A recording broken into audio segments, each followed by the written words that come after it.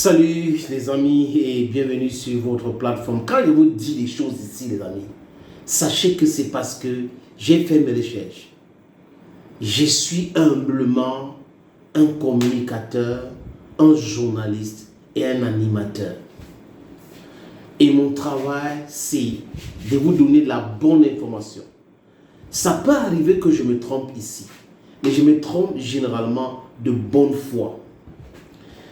Donald Trump s'en fout.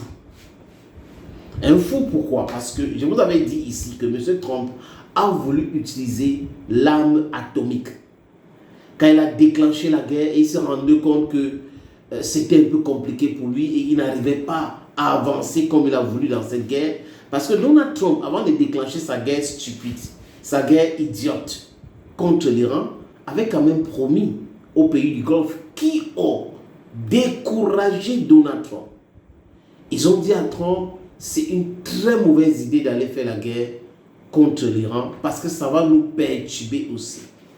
Les pays du Golfe ont dit à Donald Trump, si tu fais cette guerre, les Iraniens nous ont promis qu'ils vont nous attaquer parce que vous allez utiliser vos installations dans nos pays pour attaquer l'Iran et les Iraniens vont riposter. Donald Trump a dit non.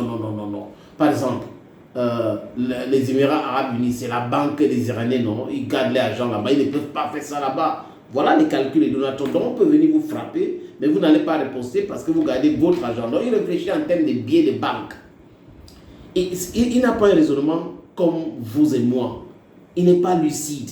Il n'est pas logique dans son raisonnement. Il ne réfléchit pas qu'il fait du mal, on peut le riposter, on peut riposter, on peut le frapper ici. Il se dit, ok, moi je suis super puissant, tout le monde a peur de moi. Quand je vais déclencher cette guerre, ça sera total.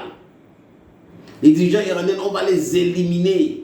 Et quand on va finir de les éliminer, ça sera tout. Ça ne s'est pas produit comme ça. Parce que quoi? Le service secret israélien, le Mossad, s'est trompé avec fracas. La CIA, ou le directeur de la CIA, a pourtant dit à Donald Trump qu'il ne faut pas écouter les accusations de M. Netanyahu. Netanyahu a essayé de convaincre Bill Clinton pour faire la guerre. Bill Clinton a refusé. Il a essayé de convaincre George W. Bush Jr. Il a refusé de faire la guerre. Il a essayé de convaincre Barack Hussein Obama. Barack Obama a refusé de faire la guerre. Il a essayé avec Joe Biden. Joe Biden a catégoriquement refusé de faire la guerre. Vous savez le mal que je pense de Joe Biden, parce que c'est à cause de lui qu'il y a eu la guerre en Ukraine. Et les vies humaines sont en train de partir comme ça en fumée à cause de lui. Mais il a été très lucide d'écouter the collective intelligence of his intelligence agencies. La CIA dit ce n'est pas bon, ce n'est pas normal, ce qu'il est en train de raconter sur le mensonge. Parce que Netanyahu parle de fabrication de l'arme atomique iranienne depuis plus de 30 ans aujourd'hui. Et Netanyahu a toujours dit dans 2 semaines. Regardez les vidéos les amis, vous allez voir. Chaque année, à l'Assemblée Générale des Nations Unies, il vient là-bas avec un petit tableau. Après il dit, ici là, je vais essayer de dessiner rapidement pour que vous voyez ce que Netanyahu fait. Il fait un truc comme ça. Après, bombe atomique. Voilà. Il fait un truc comme ça, les amis. Vous voyez, ici, ce cercle-ci.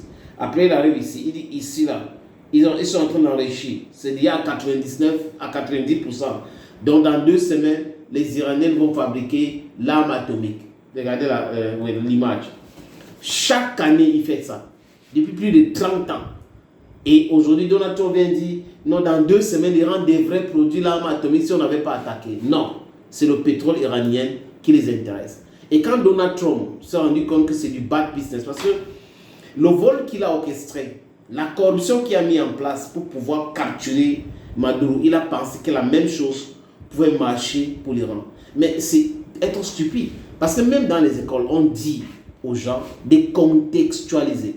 Tu ne peux pas prendre l'exemple du Venezuela pour venir transposer ça en Iran ou au Cuba. Ça ne va pas marcher comme ça. Ça peut être le même système, mais ce n'est pas le même peuple. Ils n'ont pas le même raisonnement. Il peut y avoir 1 ou 2 personnes dedans qui vont dire non, on n'accepte pas. Donc, M. Trump s'est trompé comme ça.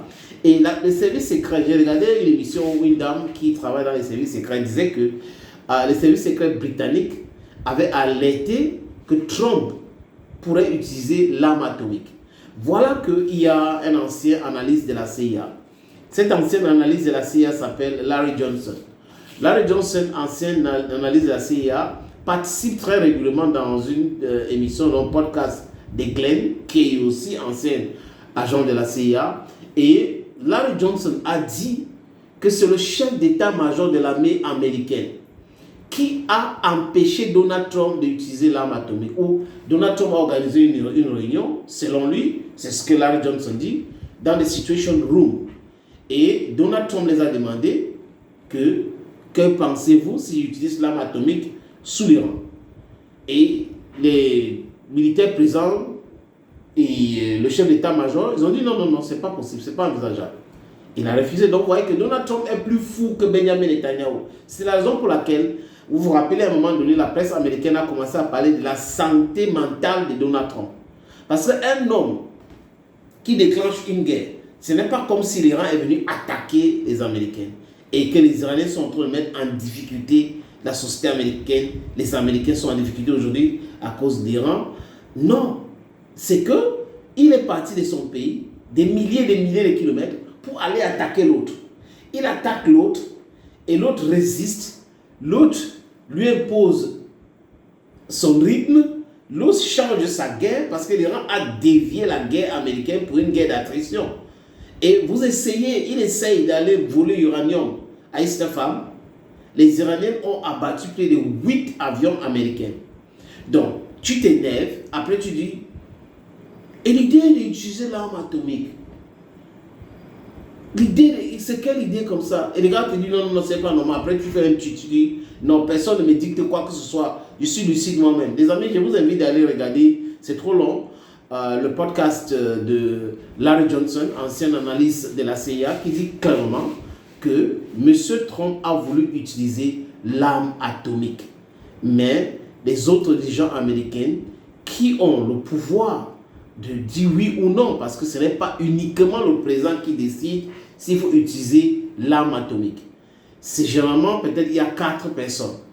Le ministre des Affaires étrangères, le chef d'état-major de l'armée, peut-être toujours les politiques, le président de la République, peut-être le vice-président. Donc, ouais, il y a beaucoup de gens qui doivent donner leur OK pour que le président appuie. C'est lui qui doit donner l'ordre d'appuyer, mais la procédure est telle qu'il doit consulter les autres. Donc voilà pourquoi, selon Larry Johnson, Donald Trump n'a pas utilisé l'arme atomique contre l'Iran. Et les Iraniens, leur attitude, les amis, me fait comprendre beaucoup de choses. J'ai comme l'impression qu'ils n'ont pas peur, même quand on a prononcé des histoires de l'arme atomique, parce que certainement, ils ont une solution que les Américains et les Israéliens ne connaissent pas. Et ça peut être très mortel.